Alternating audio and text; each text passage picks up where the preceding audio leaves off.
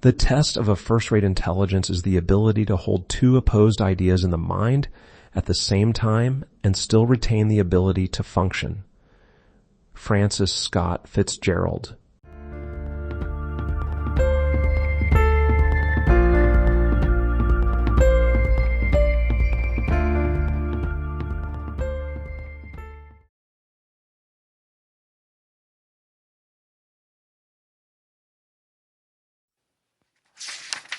Appendix 3 on subjective time.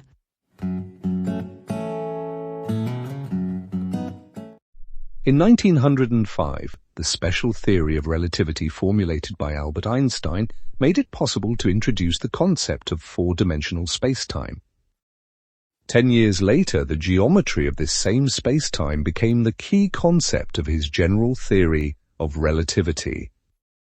Einstein derived his famous relativistic equation, in which spacetime appears as a single objective reality.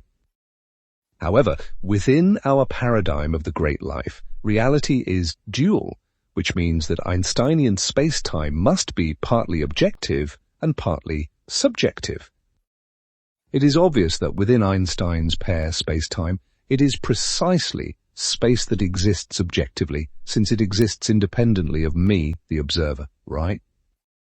Which means that time must be subjective.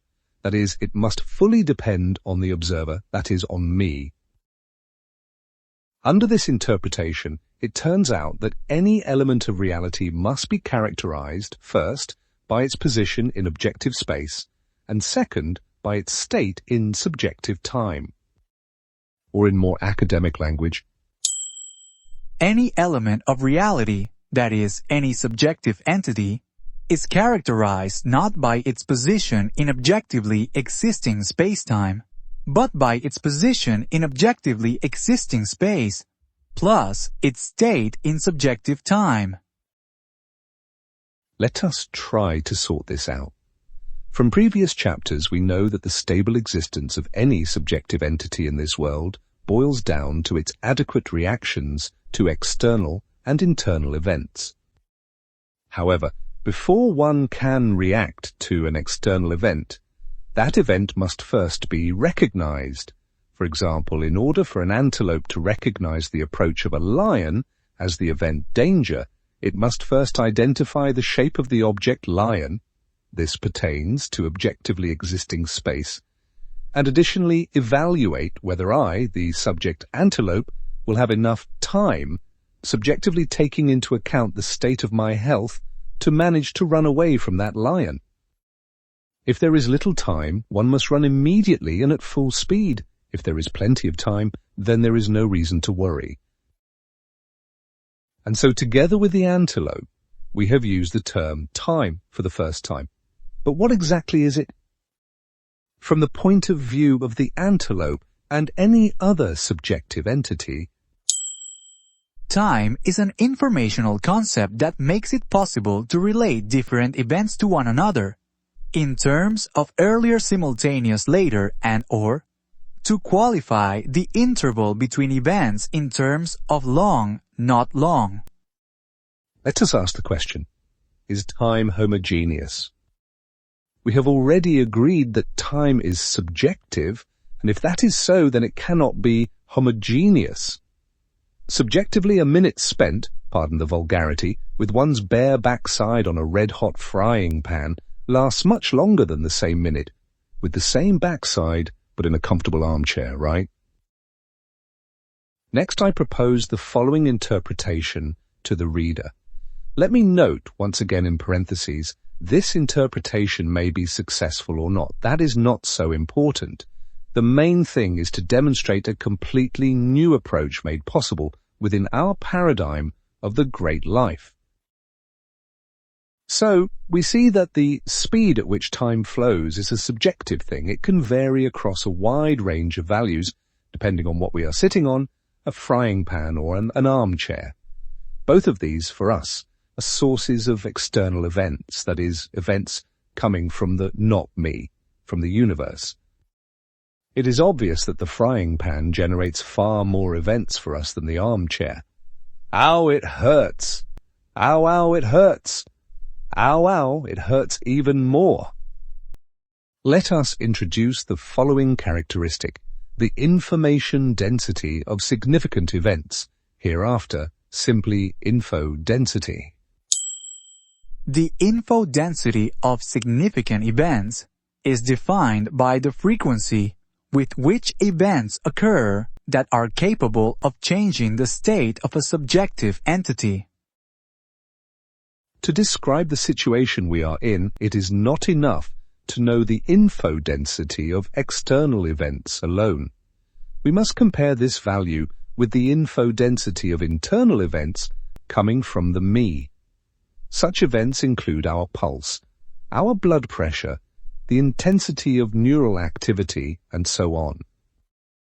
When we are sitting on a red-hot frying pan, the info density of external events greatly exceeds the info density of internal events, and that is why a single minute stretches for us into an eternity.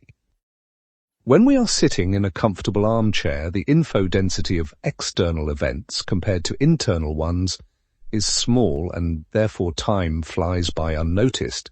That is, the subjective speed of time is high. From this it follows, the subjective speed of the flow of time is the ratio of the info density of internal events, that is, events coming from the me, to the info density of external events, that is, events coming from the not me. This part seems fairly clear with the exception of one very interesting phenomenon. When we find ourselves on a frying pan, our blood pressure immediately spikes and our pulse soars sky high. That is, our suffering organism urgently increases its internal, me, info density.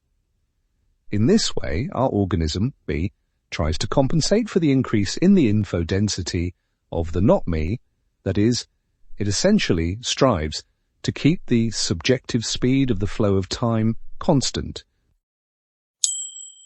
Any subjective entity strives to maintain the speed of the flow of time constant by adjusting its internal info density of events to the current external info density. This conclusion will come in handy for us in just a couple of minutes. For now, let us note one more obvious regularity. The more complex the collective model of the universe becomes in the course of evolution, the greater the number of different aspects of the universe it takes into account and uses, which inevitably forces every subjective entity to process an ever-growing number of external, significant events. That is, the universe increasingly starts to resemble that very same red-hot frying pan for all of us. In other words, as the collective model of the universe grows more complex, the info density of external, not me, events for all subjective entities steadily increases. And now, attention, please. Since, as we know, atoms are also subjective, then, in principle, they too must adjust their internal info density to the info density of the universe. That is, just like our great martyr on the frying pan, they too must, in quotation marks, increase their pressure and accelerate their internal pulse, right? When we sit in a crowded restaurant or find ourselves in a noisy crowd, we involuntarily raise our voice to communicate. That is, we expend more energy.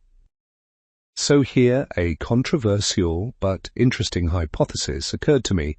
What if, for atoms, the analogue of increasing pressure and pulse is increasing the frequency, and therefore the energy, of the photons they emit? It's not clear where the author is going with this line of thought. It is going toward the fact that if the above assumption is correct, then we obtain an alternative explanation for the phenomenon of cosmological redshift observed by astrophysicists. This is extraordinarily important because it allows us to abandon the currently accepted theory of dark energy, which practically cancels the law of conservation of energy and, in addition, gives rise to many other incredible hypotheses and complicating physical theories. Let us recall that redshift is the observed ever-increasing shift of the frequencies of emitted light toward the red, longer wavelength part of the visible spectrum, as the sources of that light, galaxies, clusters of galaxies, quasars and the like, are farther away from us. Within the paradigm of the Great Graveyard, redshift is explained by the fact that space itself is constantly expanding. That is, it is believed that while light, an electromagnetic wave, is traveling toward us from a distant galaxy, space continues to expand, and together with space, the light packet also expands, lengthens. As a result, the wavelength increases. If during the flight of the light space has expanded, say, twofold, then the wavelength also increases twofold. Within Einstein's equation, the expansion of space with deceleration is perfectly admissible, and therefore, until relatively recently, the concept of an expanding four-dimensional spacetime seemed to work flawlessly. But in the late 1990s of the last century, astrophysicists unexpectedly discovered that, according to more precise measurements, their non-living universe must be expanding not with deceleration, but on the contrary, with acceleration.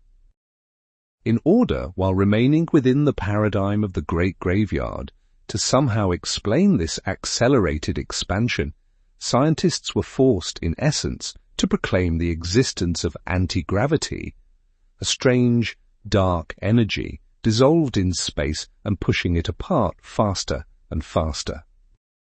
Thus, our paradigm of the great life allows us to explain the phenomenon of redshift not by the expansion of space, but by a constant increase in the info density of the universe at an unchanged speed of the flow of universal time. The entire universe continuously evolves, that is, with time it becomes more and more info-dense.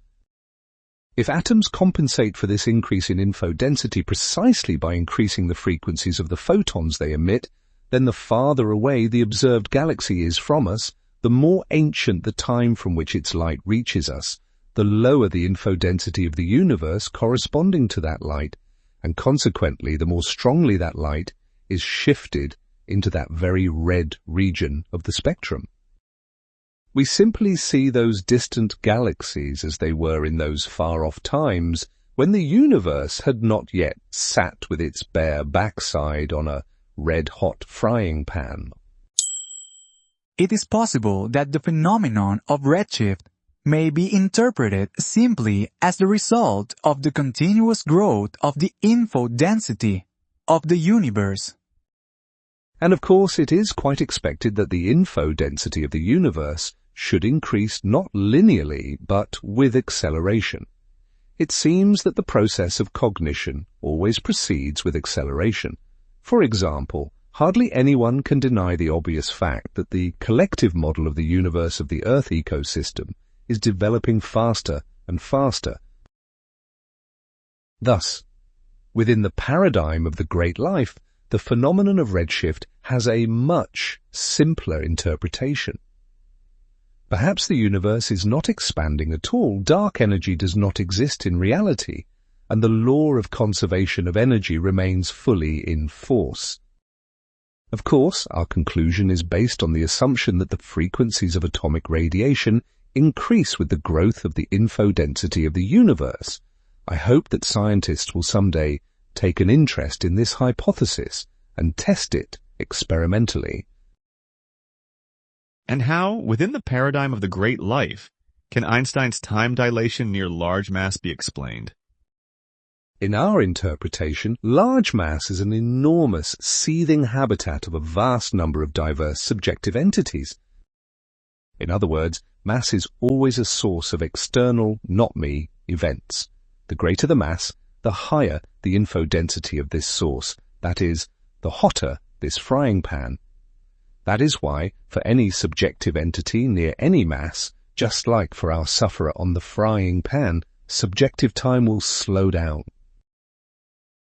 And finally, let us note that Einstein's general theory of relativity works equally effectively regardless of whether we consider time to be an objective or a subjective quantity. The conclusions formulated here challenge not the theory of relativity itself, but only its generally accepted interpretation. Summary. Any element of reality, that is, any subjective entity, is characterized not by its position in objectively existing spacetime, but by its position in objectively existing space, plus its state in subjective time. Time is an informational concept that allows one to subjectively correlate various events with one another in terms of before, simultaneous, after, and or subjectively qualify the interval between events as long or short. The info density of significant events is determined by the frequency of events capable of changing the state of a subjective entity. The subjective speed of time flow is the ratio of the info density of internal events coming from me to the info density of external events coming from not me. Any subjective entity strives to keep its subjective speed of time flow constant by adjusting its internal info density of events to match the current external info density. As the collective model of the universe becomes more complex, the info density of external, not me events for all subjective entities inevitably increases. It is possible that the phenomenon of redshift may be interpreted simply as the result of the continuous growth of the info density of the universe.